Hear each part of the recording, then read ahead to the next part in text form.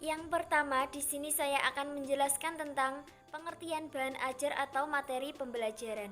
Menurut Hamdani, bahan ajar merupakan segala bentuk bahan atau materi yang disusun secara sistematis yang digunakan untuk membantu guru atau instruktur dalam melaksanakan kegiatan belajar mengajar, sehingga tercipta lingkungan atau suasana yang memungkinkan siswa untuk belajar. Sedangkan Prastowo mengemukakan bahwa bahan ajar adalah seperangkat materi yang disusun secara sistematis, baik tertulis maupun tidak tertulis, sehingga tercipta lingkungan yang memungkinkan peserta didik untuk belajar. Direktorat Pembinaan Sekolah Atas juga mengemukakan bahwa bahan ajar merupakan segala bentuk bahan yang digunakan untuk membantu guru dalam melaksanakan kegiatan belajar mengajar. Bahan yang dimaksud berupa bahan tertulis maupun tidak tertulis. Dari beberapa pandangan mengenai pengertian bahan ajar, dapat disimpulkan bahwa bahan ajar merupakan komponen pembelajaran yang digunakan oleh guru sebagai bahan belajar bagi siswa dan membantu guru dalam melaksanakan kegiatan belajar mengajar di kelas. Dari pengertian-pengertian di atas tadi, peneliti berpandangan bahwa bahan ajar merupakan seperangkat bahan yang dirancang oleh guru dalam kegiatan pembelajaran guna menunjang kegiatan belajar siswa agar mencapai kompetensi dasar yang diharapkan. Seperangkat bahan tersebut berupa buku dan sejenisnya, atau program audio video serta komputer yang berisi materi pelajaran. Perancangan bahan ajar harus dirancang secara sistematis oleh guru, karena guru sebagai pelaksana dalam kegiatan pembelajaran. Kesistematisan bahan ajar dapat ditunjukkan dengan adanya keterkaitan bahan ajar dengan standar kompetensi dasar yang akan dicapai. Indikator pembelajaran penyusunan bahan ajar juga harus disesuaikan dengan perencanaan pembelajaran dan kebutuhan atau karakteristik peserta didik. Bahan ajar itu sangat unik dan spesifik. Unik artinya bahan ajar itu hanya dapat digunakan untuk audien tertentu dalam proses pembelajaran tertentu. Sedangkan spesifik artinya isi bahan ajar tersebut dirancang sedemikian rupa hanya untuk mencapai tujuan tertentu dari audien tertentu. Sistematika cara penyampaiannya pun disesuaikan dengan karakteristik mata pelajaran dan karakteristik siswa yang menggunakannya. Lalu, bagaimana membedakan bahan ajar dan bukan bahan ajar? Kalau bahan ajar itu dilengkapi dengan pedoman guru dan pedoman siswa. Pedoman-pedoman ini berfungsi untuk mempermudah siswa dan guru menggunakan bahan ajar yang telah dikembangkan. Sekarang coba Anda lihat buku tulis teks yang sering Anda temukan di pasaran. Apakah ada pedoman kerja siswanya? Apakah ada pedoman gurunya? Apakah menyebutkan untuk siapa bahan tersebut dikembangkan? Apakah menyebutkan prosedur atau tata cara pemanfaatannya? Jika semua itu tidak ada, maka buku teks tersebut walaupun isi materinya padat, itu belum bisa dikatakan sebagai bahan ajar. Poin selanjutnya yang akan kita bahas adalah langkah-langkah memilih materi pembelajaran fikih. Sebelum memilih materi pembelajaran fikih, hendaknya memperhatikan beberapa hal sebagai berikut. Yang pertama, materi pelajaran harus menunjang tercapainya tujuan instruksional. Yang kedua, materi pelajaran harus sesuai dengan tingkat pendidikan siswa. Yang ketiga, menyusun materi harus sesuai dengan urutan tujuan pembelajaran. Yang keempat, materi juga harus berkesinambungan. Serta yang kelima, materi disusun dari yang sederhana ke kompleks, dari yang konkret ke abstrak, dan materi harus bersifat faktual maupun konseptual. Nah, sekarang kita akan membahas langkah-langkah pemilihan bahan ajar dapat dijelaskan sebagai berikut.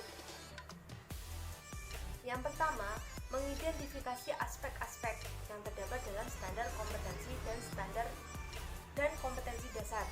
Aspek tersebut perlu ditentukan karena setiap aspek standar kompetensi dan kompetensi dasar memerlukan jenis materi yang berbeda-beda dalam kegiatan pembelajaran.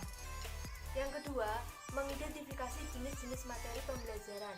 Jenis-jenis materi ini diantaranya yang pertama adalah materi jenis fakta. Materi jenis fakta ini berupa nama-nama objek, nama tempat, nama orang, lambang, dan sebagainya. Kemudian yang kedua adalah materi jenis konsep. Materi ini berupa seperti pengertian, definisi, hakikat, inti, isi, dan lain-lainnya. Kemudian yang ketiga ada materi jenis prinsip berupa dalil, rumus, postulat, adagium, paradigma, teorema, dan lain-lainnya. Dan yang keempat ada materi jenis prosedur berupa langkah-langkah mengerjakan sesuatu secara urut. Kalau di fikih misalnya seperti langkah-langkah berwudu, langkah-langkah melaksanakan sholat, dan yang lainnya. Kemudian yang kelima ada materi pembelajaran aspek afektif meliputi pemberian respon, penerimaan, apresiasi, internalisasi, dan penilaian. Kemudian yang terakhir ini ada materi pembelajaran aspek motorik terdiri dari gerakan awal, semi rutin, dan rutin. Kemudian langkah yang ketiga ini memilih jenis materi yang sesuai dengan standar kompetensi dan kompetensi dasar. Pilih jenis materi yang sesuai dengan standar kompetensi yang telah ditentukan. Perhatikan pula jumlah atau ruang lingkup yang cukup memadai sehingga mempermudah siswa dalam mencapai standar kompetensinya. Dan langkah yang keempat, setelah jenis materi ditentukan, langkah berikutnya ini itu menentukan sumber belajar. Materi fikih harus didasarkan pada Al-Quran dan hadis. Sumber belajar fikih ini juga dapat berupa buku-buku mazhab, video, maupun media online lainnya. C. Contoh-contoh materi atau bahan ajar. Bahan ajar pada dasarnya adalah sebuah bahan yang didesain secara spesifik untuk keperluan pembelajaran. Bahan ajar dapat berupa seperangkat materi yang disusun secara sistematis sehingga tercipta lingkungan atau susunan yang memungkinkan siswa belajar dengan baik. Secara umum, bahan ajar dibagi menjadi 4.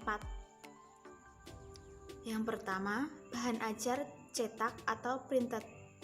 Bahan ajar cetak di antara lainnya adalah handout, buku, modul, lembar kerja siswa, brosur, foto, gambar, dan lain sebagainya. Bahan ajar cetak dapat disajikan dengan berbagai bentuk. Yang kedua, bahan ajar dengar atau audio. Bahan ajar dengar adalah bahan ajar yang didesain dengan menggunakan audio seperti radio, piringan hitam. Radio dapat dimanfaatkan sebagai sumber belajar.